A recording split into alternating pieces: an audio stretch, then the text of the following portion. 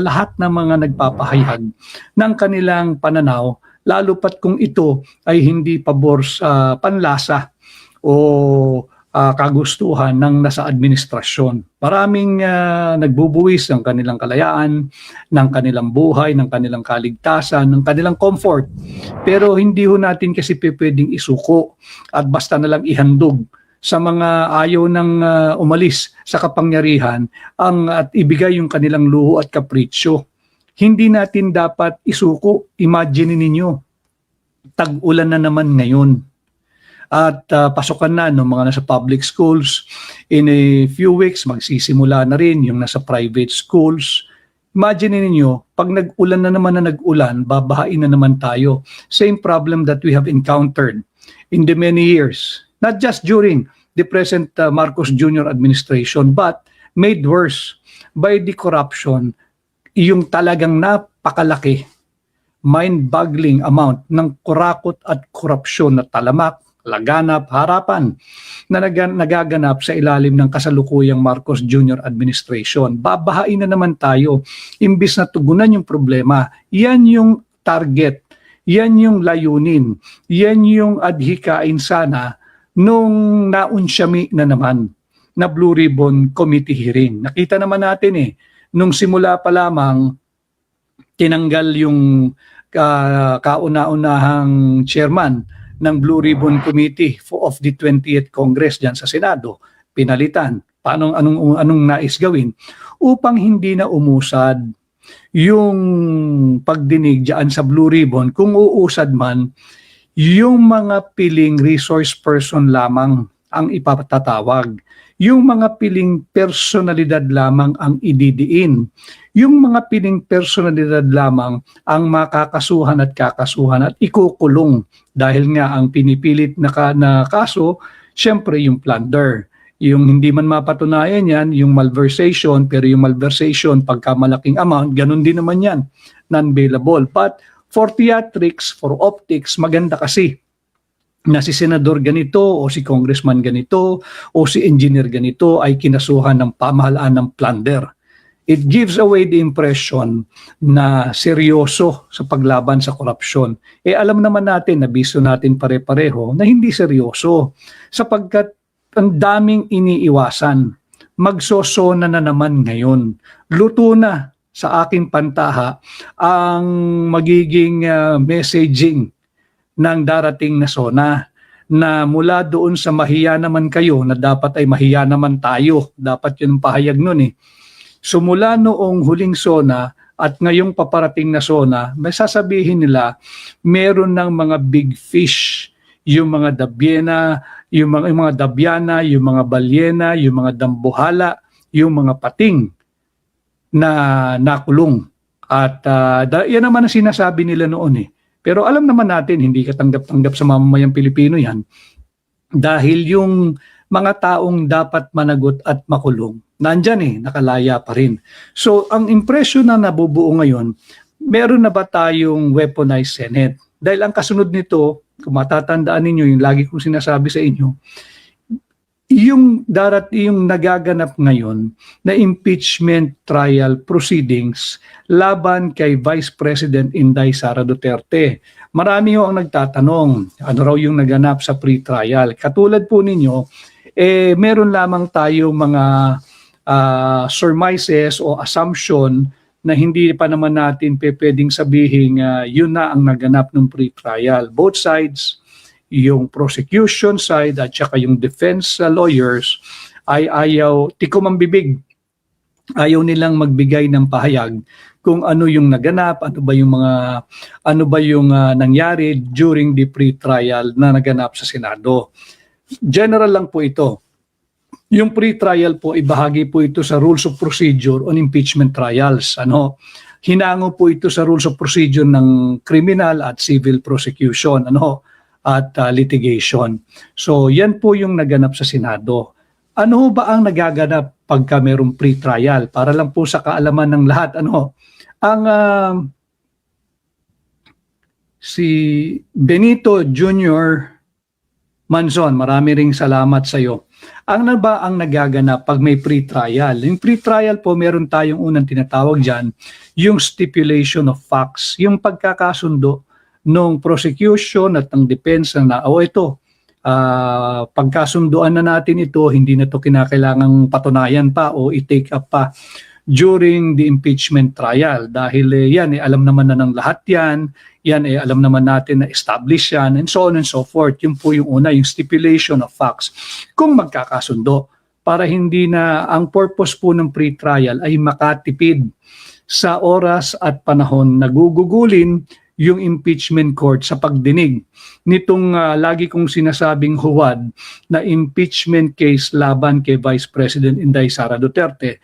Bakit kinakailangan, bakit layunin ng impeachment court na makatipid ng oras at panahon? Kasi nga ho, nasa balikat ho ng mga taxpayers yan nasa atin po yan Tayo ang nagme-maintain ng impeachment court. Para lang po alam ninyo, kaya dapat kayo lahat kasali rito. Whether you are for or against it, well, let's agree to disagree. Feel free to enter my page and there's pwede ipopost pa natin kung meron pong sense yung inyong sinasabi dito hindi pwedeng wala kang stand. Bakit? Taxpayers money po ito Kada bukas ng impeachment court proceedings, kada bukas ng impeachment trial, gagamit ng kuryente yan, naka-aircon yan, may ilaw yan, may mga empleyado at kawani ng Senado yan. Ang dami niya, may pakain dyan. Saan galing yun? Hindi naman sa bulsa ng prosecution personal Hindi naman galing yan sa bulsa, personal fund or money ng prosecution, whether it be coming from the House panel or yung private prosecutors, lalo na yung private prosecutors. Ba't naman sila magbabayad? Sila pa nga ang babayaran. No? So ito ay tax burden po ito sa taxpayers. Pagkatapos po niyan, merong sinasabing simplification of issues. No, so yung pre-trial may stipulation of facts. Pangalawa po diyan, yung simplification of issues. Ang simplification of issues, they just define the exact actionable questions.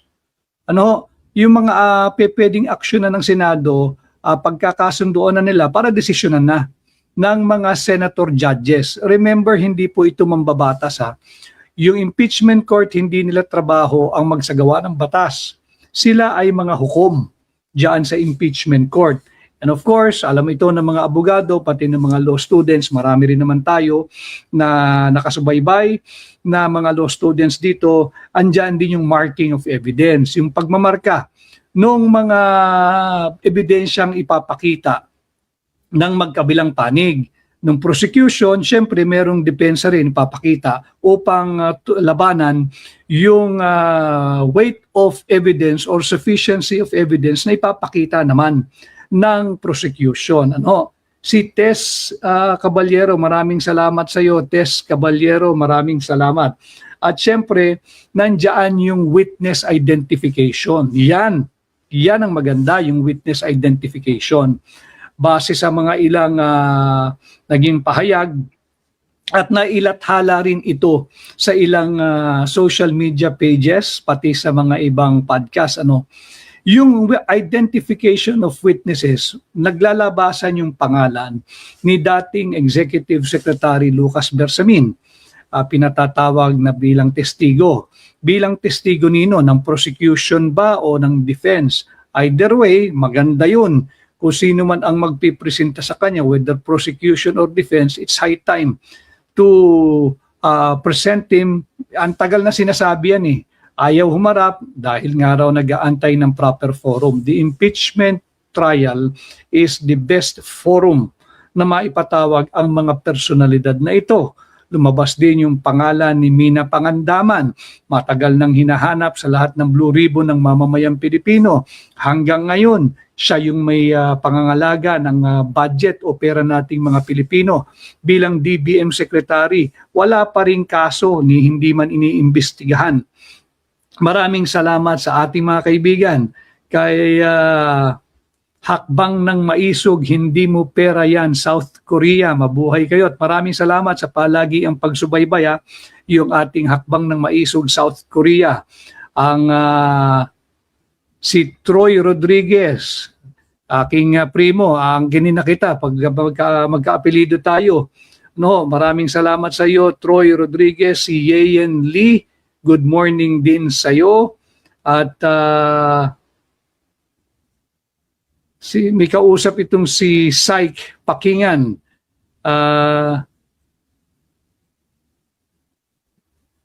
Ayan, ang sabi ni Syke Pakingan, hayaan mo lang siya, Syke, at kahit bigyan mo siguro yung kung sino man yung nakakatalo mo dito sa ating pagla-live ngayon, kahit bigyan mo ng 10 feet na index card yan, ang taong talagang sarado ang pag-iisip, kahit may aral o walang aral sa batas, Bendalo rin yan. Kamag-anak ni Bendalo yan. Ano, maraming salamat sa iyo sa iyong pagsama, Syke Pakingan. Sabi ni Atmalu Ancheta. Ayan, ganun talaga eh. Pag meron silang ginawa, kailangan nilang harapin. Si Susan Bualan, God bless you too, Susan Bualan.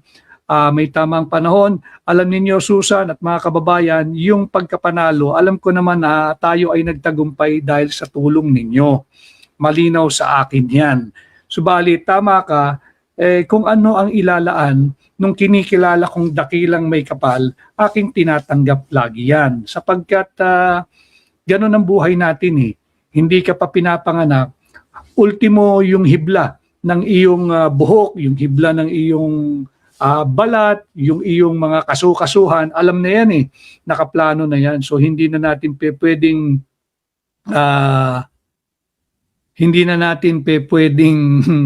nabasa ko yung hindi na natin pwedeng baguhin yan. Maraming salamat sa iyo, si Alma Yulo Mamosto, always present. Sabi niya, inom ka raw ng maraming tubig. Ay, alam mo ninyo, ito yung maganda pagka unfiltered yung live podcast. Pati yung mga comments, whether good or bad, aking pinapakita ho dyan eh. Bakit? Di po tayo apektado doon sa mga trolls.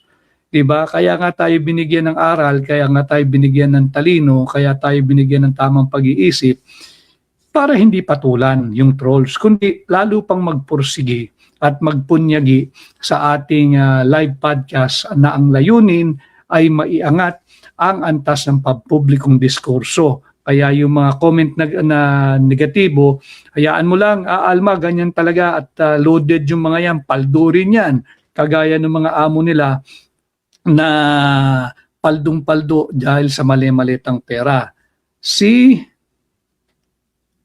Ito kasama natin, si Glenda Salvador Ramel, watching from Toronto, Canada. In Toronto, Canada, ngayon po ay 7:30 na ng gabi. Tama ba, Glenda Salvador Ramel? Glenda Salvador Ramel, watching from Toronto, Canada. Maraming salamat at magandang gabi sa iyo. At maraming salamat sa iyong pagsama sa ating live ngayon. Si Cora Martin Perry, we are stand for the truth till the end. Tama po yun, sapagkat isa lang ang bansa natin at kawawa yung ating mga kabataan kung hahayaan natin na magkaroon tayo ng weaponized Senate. So balik ko tayo, yung pre-trial, so meron tayo dyan, pre-trial.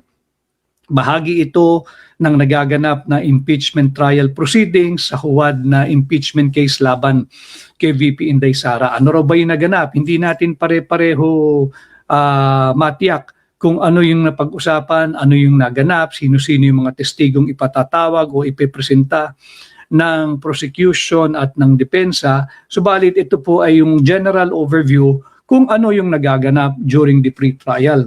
And as I have said, yung pre-trial is part of the rules of procedure on impeachment trial.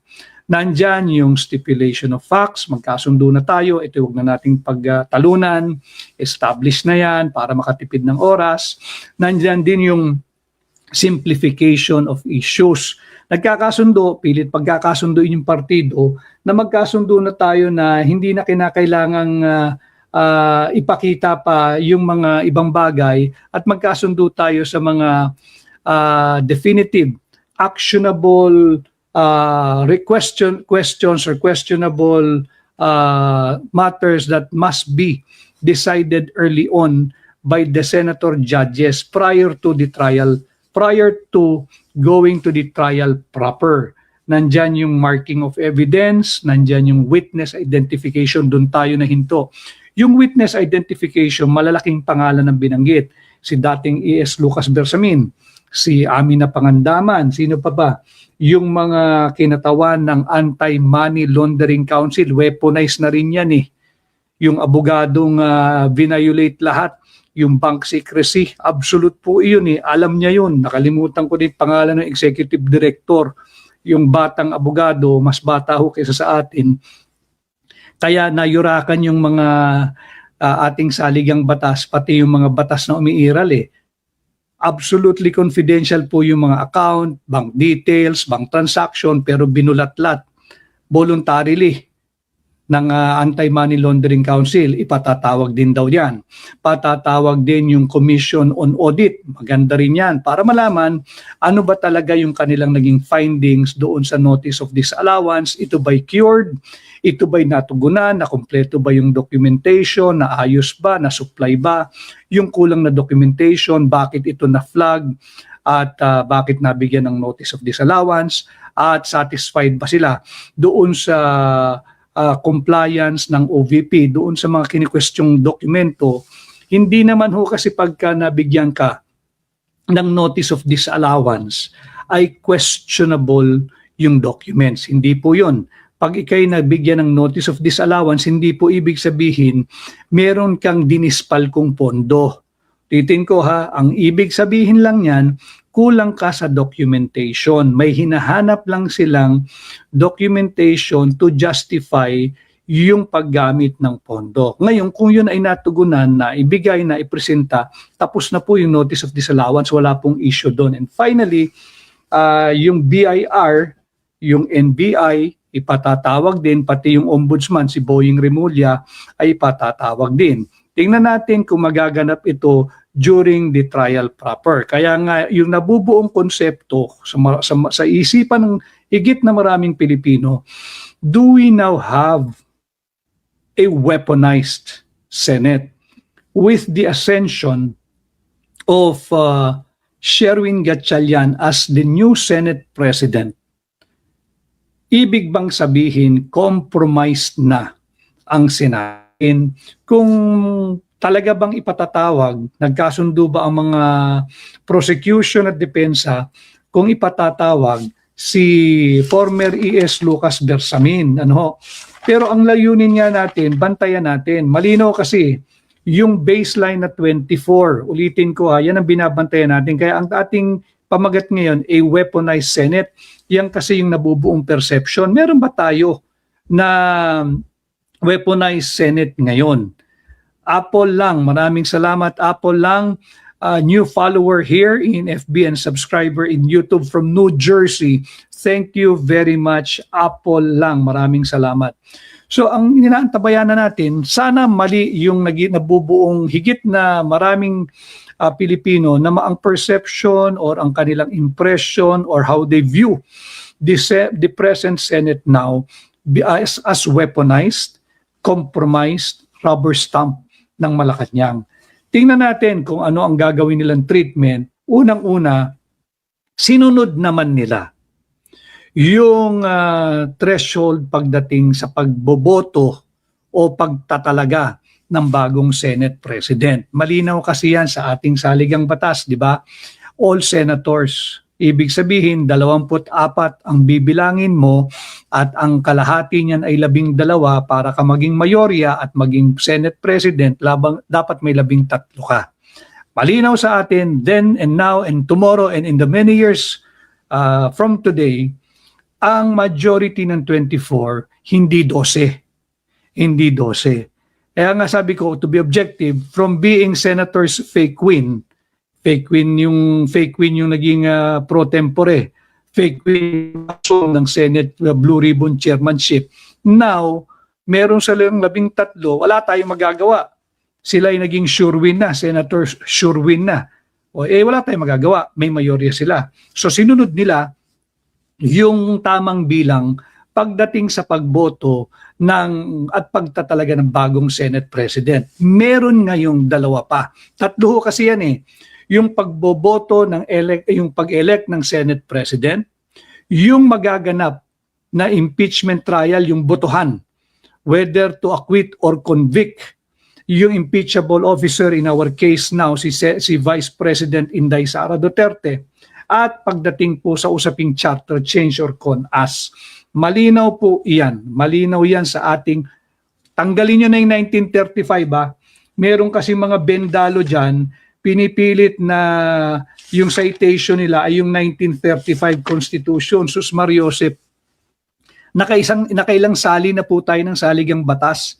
Pinipilit pa rin pati ng ibang mga miyembro ng mababang kapulungan. Laging binabalikan yung misunderstood at misapplication of the Abilino-Cuenco Doctrine that was decided under 1935 Constitution. Ulitin natin yung First Philippine Republic, yung Malolos Constitution, yan yung unang-unang Constitution. O tapos napalitan yan, di ba, nung 1935 Constitution, nung Commonwealth, nung tayo'y kolonya pa ng Estados Unidos. At nagkaroon ng digmaang pandaigdig pangalawa, yung World War II. Yung ikalawang pandaigdigan digmaan o World War II, nagkaroon tayo noong 1943 Constitution, yung Second Philippine Republic, sa ilalim ng bansang Hapon kasi nasakop nga tayo eh. Natalo sila noong World War II. Bumalik yung ating sistema under the operation of the 1935 Constitution. Pagkatapos niyan, pumasok na yung 1973 Constitution. Yun na po yung panlima. At pagkatapos niyan, yung 1986, nagkaroon ng revolusyon, Proclamation number 3, yung Freedom Constitution. Maiksi lang ang tinakbo nun, yung Freedom Constitution, bago isinilang itong 1987 Constitution. Kaya yung mga nagpipilit pa ng mga ganong citation, wag nyo nang gamitin yun. You have to move to the present. 1987 ang ginagamit natin. Ngayon, sinunod nila yung alituntunin at diwa na ipinapahayag ng 1987 Constitution. Maraming salamat. Dapat naman. Sinasabi ko naman kung tama yung gagawin ninyo at hindi labag sa Constitution, wala tayong pag-usapan. They got the majority of 24. Naging 13 na sila, so they got the Senate presidency. Wala tayong debate na ron. Dalawa pa yung dadaang napakalaking bagay. Itong nagaganap na impeachment trial o impeachment trial proceedings diyan sa Senado. Kailangan ang bilang diyan ay 2/3 of 24. Yan ay malinaw sa ating saligang batas. Dito natin susukatin kung weaponized nga ba ang Senate o perception lang at maling perception ng taong bayan. Pero para lang po sa inyong gabay sa inyong lahat, pag sinabi pong 2/3 vote ang kinakailangan to convict an impeachable officer na nandiyan ngayon sa Senado at sa gaganaping impeachment trial, yung 2/3 po niyan ay 2/3 of 24. 2/3 of 24. It cannot be lower than 24. 2/3 of 24 will always be 16. Kahit pa ikulong mo lahat ng gusto mong ikulong sa Senado.